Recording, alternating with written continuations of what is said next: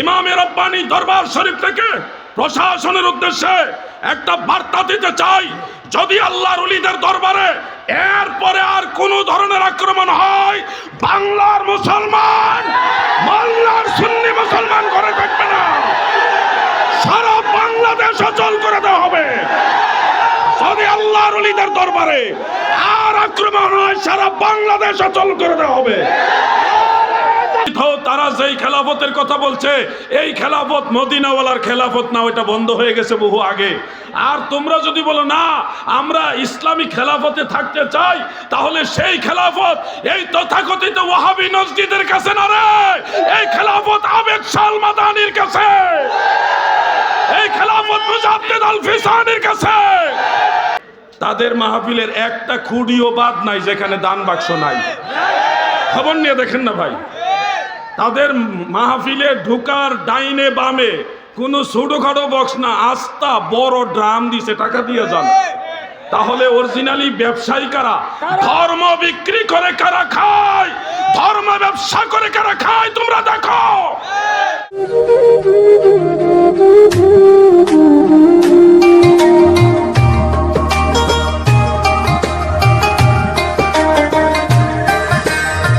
হে যুবক ভাইয়েরা, আপনাদের খেদমতে এটুকু বলি, আমরা ইমানের ব্যাপারে কট্টর।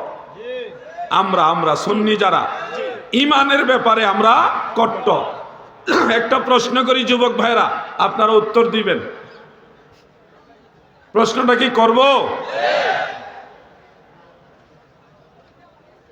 কেউ যদি আপনাকে বলে আল্লাহ রসুলের সাথে বেয়াদবি করতে, করবেন?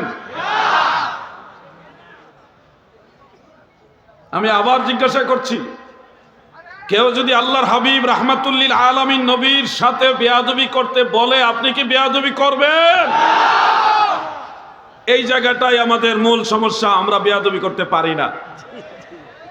একজনের একটা ওয়াজ আপনাদের শোনাই। কে ওয়াজ করছে?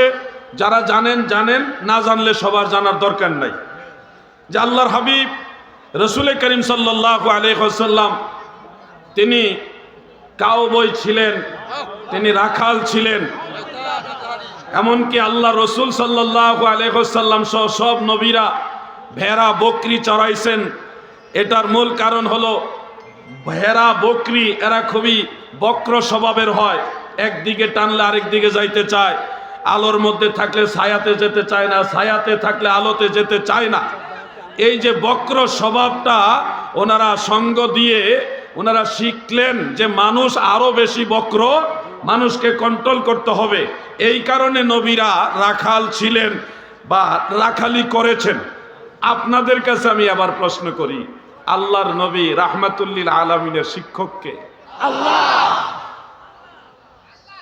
ভেড়া বকরির রাখালি করে নবীজি ভেড়া বকরিলের কাছ থেকে শিখছেন মানুষের সাথে কেমনে চলা লাগবো, তাদের কেমনে কন্ট্রোল করা লাগবো। তাহলে বলেন নবীজির শিক্ষক কাকে বানানো হয়েছে? কথা বুঝতেছেন? আমাদের দয়াল নবীর শিক্ষক একমাত্র আল্লাহ। দুনিয়ার কারো কাছ থেকে আমার নবীজি শিক্ষা অর্জন করেননি। আর আপনাকে কি সুন্দর ওয়াজ দিচ্ছে যে ভেড়া বকরি এইভাবে চড়াই আল্লাহ রসুল শিখছে মানুষের সাথে কিভাবে চলতে হবে, মানুষকে কিভাবে কন্ট্রোল করতে হবে। আরে রাহমাতুল্লিল আলামিনের শিক্ষক কাদেরকে বানানো হয়েছে? বোকা বাঙালি, তোমরা কবে বুঝবা? ব্যক্তি অমুকের সাথে আমাদের কোনো শত্রুতা নেই, ব্যক্তিত্ব অমুকের সাথে আমাদের কোনো বিরোধ নেই। তারা যখন আল্লাহর হাবিবের ইজ্জতের চাদর মোবারক নিয়ে টান দেয়, তখন নবীর গোলামেরা চুপ থাকতে পারে না।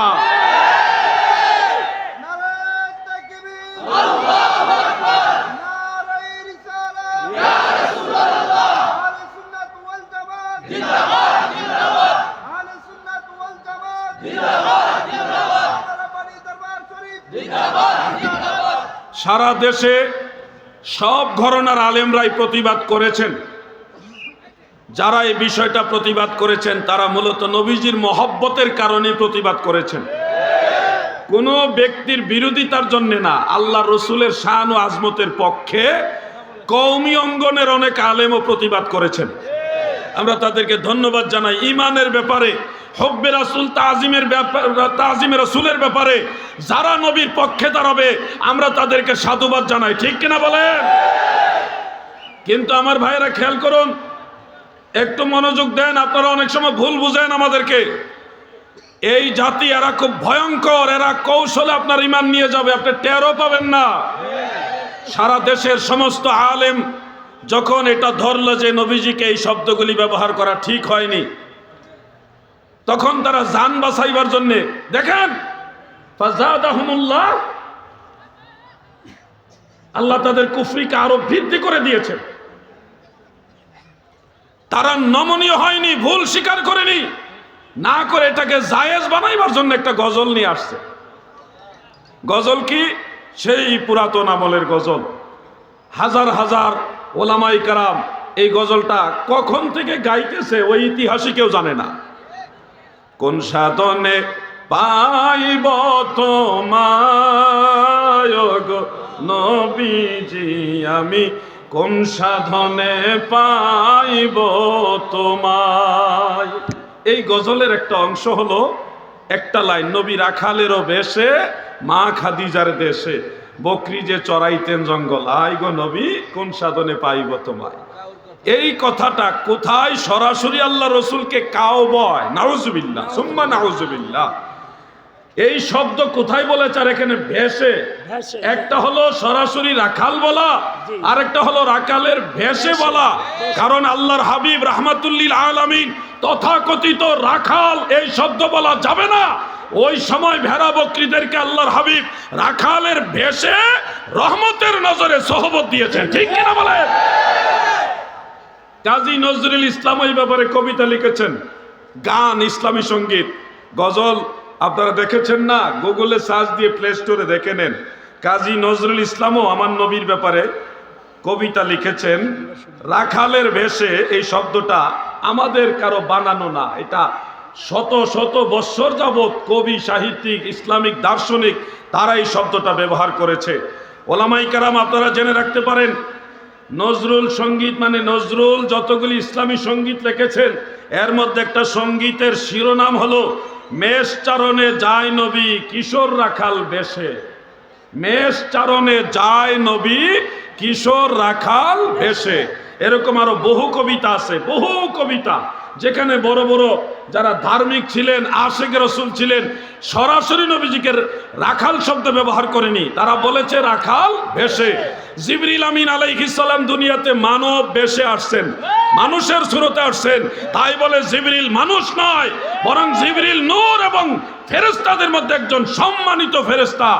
ওই ভাই আমার, যদি বলা হয় যায়েদুন কাল আসাদ, যায়েদ সিংহের মতো, বাঘের মতো, এখানে যায়েদকে বাঘ বলা হয়নি, বলা হয়েছে বাঘের মতো সাহসী। ও ভাই আমার, তোমরা নিজেদের কুফরিকে ঢেকে ফেলার জন্য আশিক রাসূলদের জবানের গজলের আশ্রয় নিয়েছো। এরপরে বলতেছে কি? নবীজি ভেড়া বকরি এগুলি চড়াইছে যেন ভেড়া বকরির কাছ থেকে ওইটা শিখতে পারে মানুষকে কেমনে কন্ট্রোল করা লাগে। তাহলে নবীজির শিক্ষক কাদেরকে বানানো হইল? একটা কুফরিকে ঢাকার জন্য এখন কত বড় কুফরি করল। এই জন্য আপনাদেরকে বলছি সচেতন হবেন, আর যদি সচেতন না হন তাহলে আপনারাও আখেরাতে উঠবেন, আমরাও আখেরাতে উঠবো। আমরা ইয়াজিদের দলের সাথে উঠবো না, আমরা মদিনাওয়ালার পক্ষে উঠবো, আমরা ইমাম হুসাইনের পক্ষে থাকবো। আছে না নাই? যুবক ভাইরা শোনো, যুবক ভাইরা তোমাদেরকে বলি, কলিজার টুকরা যুবক ভাইরা তোমরা শোনো, তোমাদেরকে অনুরোধ করি, কারবালার ময়দান ইমাম হুসাইন রাদিয়াল্লাহু আনহু মাত্র 72 জনের কাফেলা নিয়েছিলেন। তোমরা কি কারবালার ময়দানে ইমাম হুসাইনের সেই দলকে সাহায্য করবা না? যুবক ভাইরা আপনারা কি ইমাম হুসাইনের পক্ষে থাকবেন না? আমি আপনাদেরকে একটু বিষয় শেয়ার করি। এই যুবক ভাইরা, আপনাদেরকে জান্নাতের লোভ দেখাবে, জান্নাতে যেতে হবে, জান্নাতে যাবেন, বলবে আমরা ইসলামী খেলাফত কায়েম করব। খেলাফত কায়েম করবেন যারা, শুনেন, রাসূল করিম সাল্লাল্লাহু আলাইহি ওয়াসাল্লাম বলেছেন আমার পরে 30 বছর খেলাফত থাকবে, এরপরে খেলাফত ফিনিশ, আসবে মুলকিয়াত। সহিহ মুসলিমের হাদিস, আলেমরা সবাই জানে খেলাফত থাকবে কয় বছর? তো 30 বছর কি এখনো হয়নি? নবীজি সাল্লাল্লাহু আলাইহি ওয়াসাল্লাম পর্দা নেওয়ার 30 বছর পরে, অর্থাৎ হযরত আবু বকর সিদ্দিক, হযরত ওমর ফারুক, হযরত ওসমান যুন্নুরাইন, হযরত শেরে খুদা মাওলা আলী, হযরত ইমাম হাসান ইবনু আলী রাদিয়াল্লাহু আনহুম, এই ইমাম হাসান পর্যন্ত খেলাফতের 30 বছর কমপ্লিট, শেষ। এই খেলাফত কিয়ামতের আগ পর্যন্ত আর আসবে না। তোমাদেরকে যেই খেলাফতের লোভ দেখাইতেছে, এটা মদিনাওয়ালার সেই খেলাফত না। ওই খেলাফত বহু আগে বন্ধ হয়ে গেছে, আর আসবে না কিয়ামতের আগে। এখন যে খেলাফত আছে, যুবক ভাইরা শোনো, কিয়ামত পর্যন্ত যেই খেলাফত থাকবে, এটা ওই খেলাফত না। সত্যিকারের খেলাফত যেটা ইমাম মাহদী আলাইহিস সালাম পর্যন্ত থাকবে, এটা কোন খেলাফত জানো? খেলাফত দুই প্রকার। মিশকাতের সরা মিরকাতের মধ্যে ইমাম মোল্লা আলী কারি রহমাতুল্লাহ আলাইহি উল্লেখ করেন, যেই খেলাফত 30 বছরে কমপ্লিট হয়ে গেছে, শেষ হয়ে গেছে, খতম হয়ে গেছে, ওই খেলাফত হলো খেলাফতে নবুয়ত। এটা বন্ধ, আর এটা খোলা হবে না। এরপরে আরেকটা খেলাফত হলো খেলাফতে বেলায়াত। এই বেলায়াতের খেলাফত ইমাম হুসাইন, ইমাম জৈনুল আবেদিন, ইমাম মোহাম্মদ বাকের, ইমাম জাফর সাদিক, ইমাম মুসা কাজিম, এইভাবে আওলাদে রসুল হয়ে আল্লাহর ওলিদের মাধ্যমে চলতে চলতে চলতে চলতে এই খেলাফতে বেলায়েত ইমাম মাহদী আলাইহিস সালাম পর্যন্ত থাকবে। এবার আমি তোমাদেরকে যে তথ্য দিলাম, যারা তোমাদেরকে ইসলামী খেলাফত কায়েম করবে বলে ইবনু আব্দুল ওয়াহাব নজদির আকীদার দিকে নিয়ে যাচ্ছে, তোমরা একটু নিশ্চিত হও, তারা যেই খেলাফতের কথা বলছে, এই খেলাফত মদিনাওয়ালার খেলাফত না, ওইটা বন্ধ হয়ে গেছে বহু আগে। আর তোমরা যদি বলো না আমরা ইসলামী খেলাফতে থাকতে চাই, তাহলে সেই খেলাফত এই তথাকথিত ওয়াহাবি নজদিদের কাছে না রে, এই খেলাফত আবেদ শাহ মাদানির কাছে, এই খেলাফত মুজাদ্দিদ আল ফিসানির কাছে।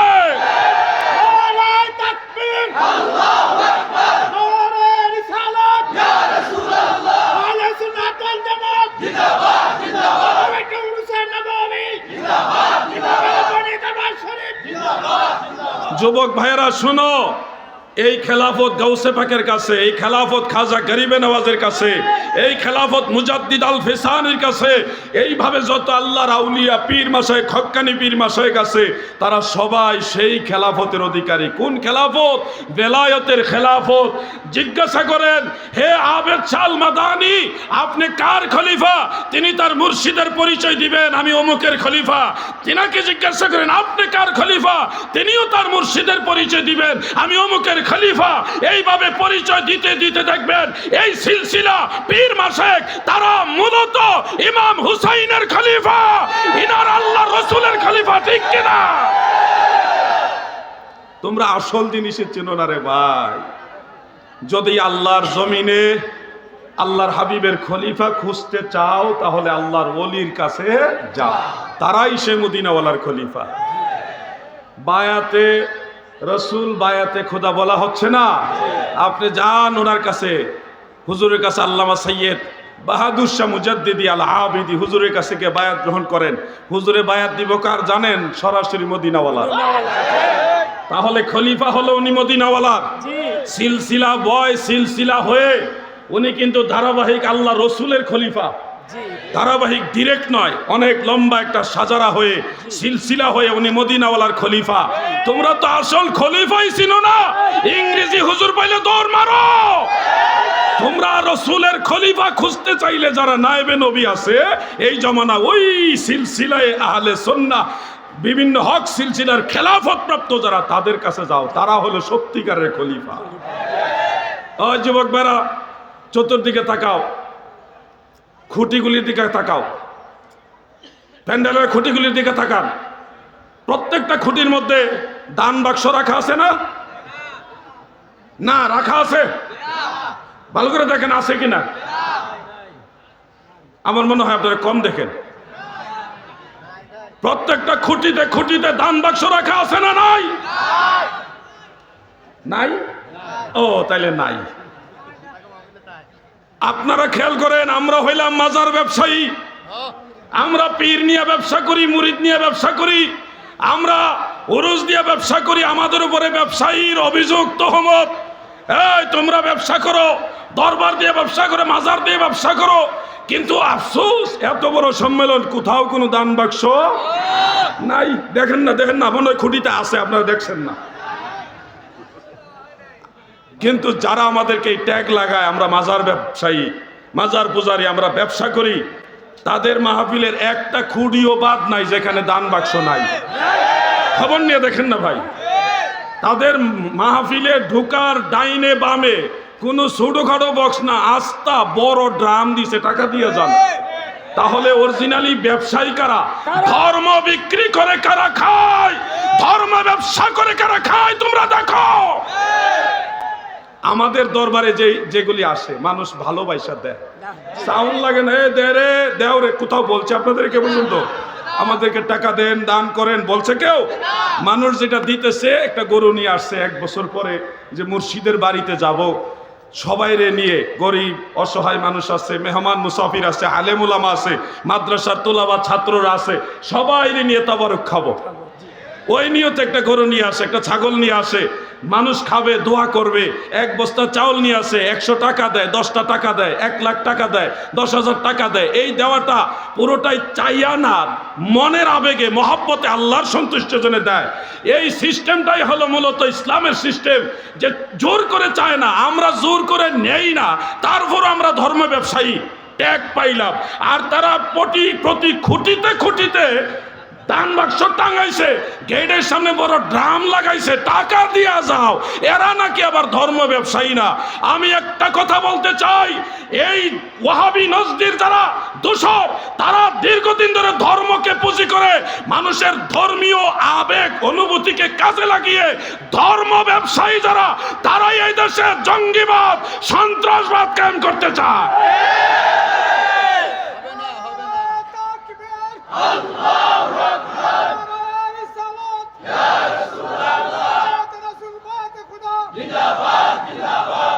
আমি আপনাদেরকে একটু 1 থেকে 1.5 মিনিট কথা বলি, আমি মাইক ছাড়বো।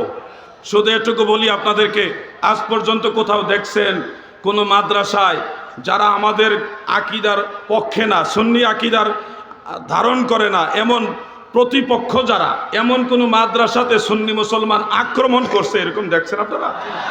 কিন্তু আপনারা এটা দেখছেন কিনা যে সুন্নি দরবারে, সুন্নি মাজারে আক্রমণ হয়েছে, এটা দেখছেন কিনা?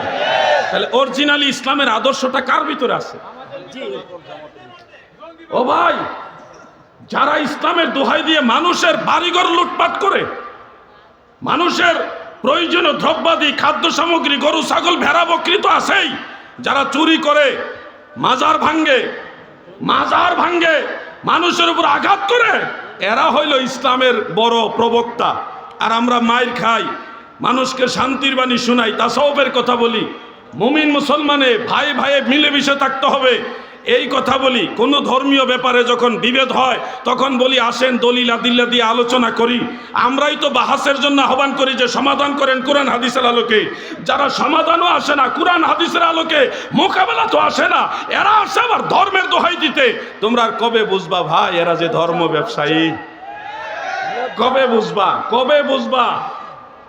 বলছে অমুক দল তারা ছিল স্বৈরাচার, তাহলে ওই দলের সময় তাদের সাথে এক সময় এই লোকেও তো কাজ করছে, যারা ওদেরকে ট্যাগ লাগাইতেছে এরা স্বৈরাচার, তো এদের সাথে তো আপনারাও এক সময় ছিলেন, তাহলে স্বৈরাচারের সহযোগিতা আপনারাও। হ্যাঁ, তাহলে অমুক দল, যে এক দল খায়া গেছে আরেক দল খাওয়ার জন্য রেডি। আপনি যে বললেন যাদেরকে খাওয়ার জন্য রেডি, মানুষ তো বুকা না রে ভাই, মানুষ বুঝে। যাদেরকে আপনি বললেন খাওয়ার জন্য রেডি, তাদের সাথে জোট করে এই দেশে কারা রাজনীতি করছে? আপনারাই তো করছেন। তাহলে খাওয়িন না দলের এইটা তো আপনারা আছেন, এইটা তো আপনারা আছেন। তা আপনারা কই থেকে আলগা কি আছেন? আর কোন জায়গার থেকে নাকি? আমরা সুন্নি, আমরা তাদেরকে ভালোবাসি যারা ওলি আল্লাহদেরকে ভালোবাসে। কথা বুঝতে পারছেন? এক কথাই বলছি, কোন রাজনৈতিক নির্দিষ্ট দল আমাদের না, বড় ঘরানার যত দল কোনটাই নির্দিষ্ট আমাদের না। যারা ওলি আল্লাহদেরকে ভালোবাসে আমরাও তাদেরকে ভালোবাসি। এটা আমাদের সুন্নিদের একটা দুর্বল পয়েন্ট, আমরা তাদের ভালোবাসি সবাইকে, কোনো নির্দিষ্ট দল না। অতএব আজকের আলোচনা আর সামনে নিব না, তবে শোনো হে ভাই, ময়মনসিংহ শহরে থানার সাথে একজন বুজুর্গ ব্যক্তি, তাসাউফপন্থী ব্যক্তি মাজার ভেঙ্গে চুরমার করে দিয়েছে, সেখানে জিনিসপত্র লুটপাট করে নিয়ে গেছে। এটা গত 2-1 দিন আগের ঘটনা। হযরতে কালুসা রহমাতুল্লাহ আলাইহির মাজার, 200 বছরের আগের মাজার, সেই মাজারটা তারা ভেঙেছে। দোহাই কি, ওখানে কাওয়ালি হয়েছে। তো কাওয়ালি তো বর্তমান যিনি প্রধান উপদেষ্টা আছেন এবং তিনার সহকারী যিনি মাহফুজ সাহেব আছেন, ওনারাও পছন্দ করে। উপদেষ্টাদের আরো 2-1 জন কাওয়ালি করেছে, কাওয়ালি অনুষ্ঠানে অংশগ্রহণ করেছে এবং কাওয়ালি সমর্থন করে সেই অনুষ্ঠান ওখানে করেছে। একান্তই যদি কোনো প্রতিষ্ঠানের ডিস্টার্ব হয় তাহলে অনুরোধ করে সেই অনুষ্ঠান বন্ধ করা উচিত ছিল। তো আল্লাহর ওলি বা বুজুর্গ ব্যক্তির মাজার ভাঙচুরে তারা কি প্রমাণ করতে চাইলো? আমরা কি এইভাবে একের পর এক আল্লাহর ওলিদের দরবারে আক্রমণ সয়ে যাব? আওয়াজ দিয়ে বলেন, সয়ে যাব? আমি আজকে ইমামে রব্বানী দরবার শরীফ থেকে প্রশাসনের উদ্দেশ্যে একটা বার্তা দিতে চাই, যদি আল্লাহর ওলিদের দরবারে এরপরে আর কোন ধরনের আক্রমণ হয়, বাংলার মুসলমান মোল্লার সুন্নি মুসলমান করে থাকবে না, সারা বাংলাদেশ অচল করে দেওয়া হবে। যদি আল্লাহর ওলিদের দরবারে আর আক্রমণ হয়, সারা বাংলাদেশ অচল করে দেওয়া হবে।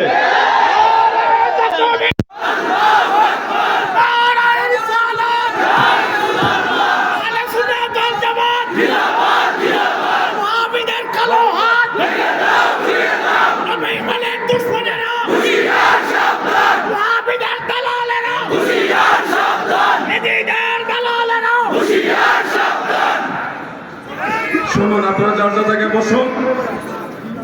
বাংলাদেশ আহলে সুন্নাত ওয়াল জামাতের পক্ষ থেকে বসেন আপনারা। বাংলাদেশ আহলে সুন্নাত ওয়াল জামাতের পক্ষ থেকে আমরা এই বিষয়গুলি গভীরভাবে পর্যবেক্ষণ করছি।